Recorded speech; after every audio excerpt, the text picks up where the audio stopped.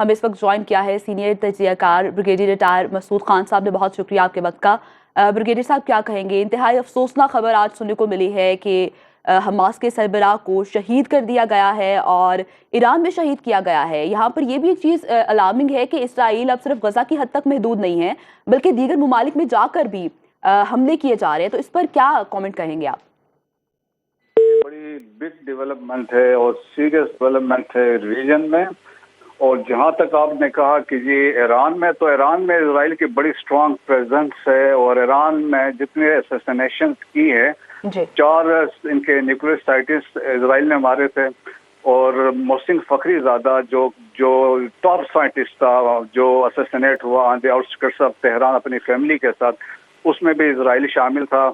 और पीछे देखे उसमें ड्रोन स्ट्राइक्स भी हुए थे। तो इजराइल की बड़ी स्ट्रांग प्रेजेंस है ईरान के अंदर। तो उन्होंने तो वो वाज़ेह तौर पर हमेशा उसका एतराफ़ तो नहीं करते हैं, लेकिन उनके प्रेजेंस का मैसेज जाता है कि वो वहाँ पे मौजूद हैं। इस्माइल हानिया की असैसिनेशन या शहादत जो हुई है, मेरे ख्याल में फ़लस्तीनियों के लिए तो उसके इनके रिजॉल्व में कमी नहीं आएगी, रिजॉल्व इनका और मजबूत होगा।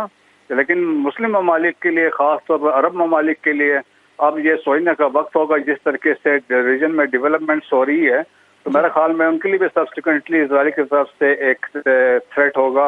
अब रिटेलिएशन तो देखें कि जो उनके अलायंस के या इनके जो सपोर्टर्स हैं या प्रॉक्सी जिसको आप कह लें, अभी होतीस ने रिटेलिएट करेंगे। होतीस ने रिसेंटली रिटेलिएट किया था, अपनी पावर शो की थी जब तल अवीव में उन्होंने ड्रोन स्ट्राइक्स किए थे। तो आयरन ड्रोम को वो पेनिट्रेट कर गए थे।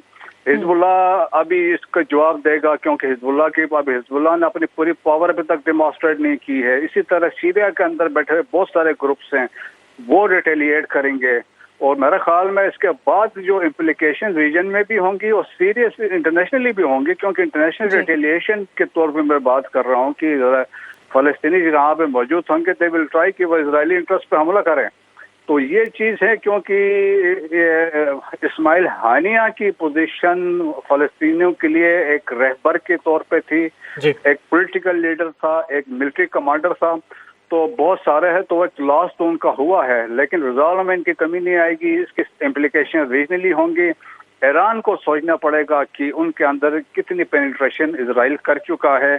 अगर आज इस तरीके से ये असैसिनेशन हो रहे हैं, तो कल कुछ भी वो किसी और को भी टारगेट कर सकते हैं। सर, जैसे अभी आपने बताया है कि मुस्लिम ममालिक के लिए सोचने का वक्त है, तो आपको लगता है इस चीज़ की पॉसिबिलिटी है? क्योंकि कई ममालिक जो हैं वो इसराइल के खिलाफ नहीं जाना चाहते।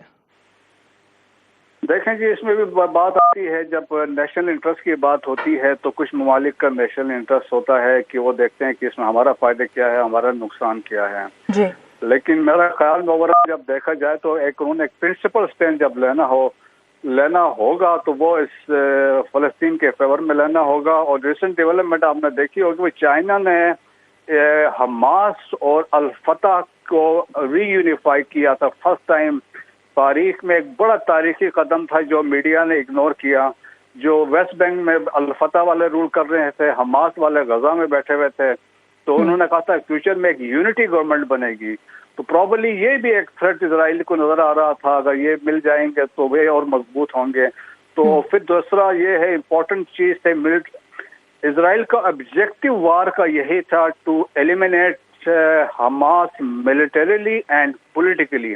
तो वो उनसे हो नहीं रहा था। मिलिटरीली तो वो फेल हो गए थे। मिलिटरीली देखें, एक हमास का सोल्जर या कमांडर शहीद होता है, 10 रिप्लेस करते हैं। आज 40,000 आपने शहीद किए हैं, लेकिन उनके रिजॉल्व में कमी नहीं आई है। लेकिन ये है कि एक लीडर जो था क्या जो है, तो वो एक उनका लॉस हुआ है, लेकिन इसको वो ये उनकी रिकॉर्ड फिर भी नहीं बनेगा। लेकिन ओवरऑल इम्प्लीकेशन रीजन में बड़े सीरियस किस्म की होंगी इसको। अच्छा मसूद साहब, ये भी कहिएगा, हमने देखा है कि वेस्ट ममालिक है जो उनकी जानिब से खुल्लम खुला सपोर्ट किया जाता है इसराइल को, और एक्शन करके दिखाया भी जाता है, ना सिर्फ वर्बली सपोर्ट उनके साथ अवेलेबल है। लेकिन जब हम मुस्लिम ममालिक की बात करते हैं तो उनकी जानिब से कोई एक्शंस दिखाई नहीं दे रहे जो कि इस इशू को रिजॉल्व करवाए, जो कितने महीनों से चलता आ रहा है, जो नस्ल कुशी एक जारी है फलस्तीनियों की। देखें, नेशनल इंटरेस्ट की बात जिससे मैंने पहले बात की है, कुछ ममालिक खामोश हैं, कुछ ममालिक जिस तरह कतर है, सऊदीज हैं, वो रोल एक अदा कर रहे हैं बातचीत के लिए। इवन इजिप्ट भी इसमें है। टर्की ने तो रिसेंटली 2 दिन पहले प्रेसिडेंट एर्दोगान ने कहा था कि वी हैव द कैपेबिलिटी, हम स्ट्राइक इसराइल पे कर सकते हैं अगर इस तरह के हालात रहे तो तुर्की एक बहुत बड़ा पावरफुल मुल्क है, उसमें ऑटोमन एम्पायर के वाला मुल्क है, तो वो एक थ्रेट उन्होंने दिया था।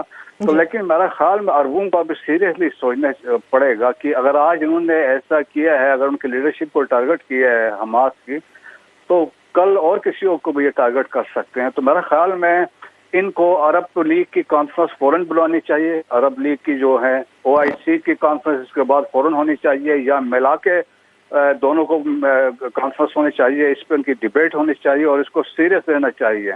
अगर वो सीरियस नहीं लेंगे, इस पर डिबेट नहीं होगी, इस पर कोई डिसीजन नहीं होगा, तो मेरे ख्याल में मुस्लिम सर ये बताइएगा कि नेशनल इंटरेस्ट की अगर आपने बात की है, तो अगर ये चीज़ें नेशनल इंटरेस्ट के हवाले से अगर देखते रहे तो ये चीज़ें कभी रिजॉल्व नहीं होंगी। आज इस्माइल हनिया शहीद हुए हैं, कल को कोई और लीडर भी हो सकता है, तो इसमें OIC कहाँ स्टैंड करता है, बाकी मुस्लिम ममालिक कहाँ स्टैंड कर रहे हैं? देखें, हमारी बदकिस्मती ये है कि हमारे OIC में भी इतफाक नहीं है, और लास्ट टाइम भी ऐसा हुआ था जब अरब लीग का कॉन्फ्रेंस हुई थी, उनमें इतफाक नहीं हो ठीक है, सका। बहुत शुक्रिया आपके वक्त का। हमारे साथ मौजूद थे ब्रिगेडियर रिटायर मसूद खान साहब।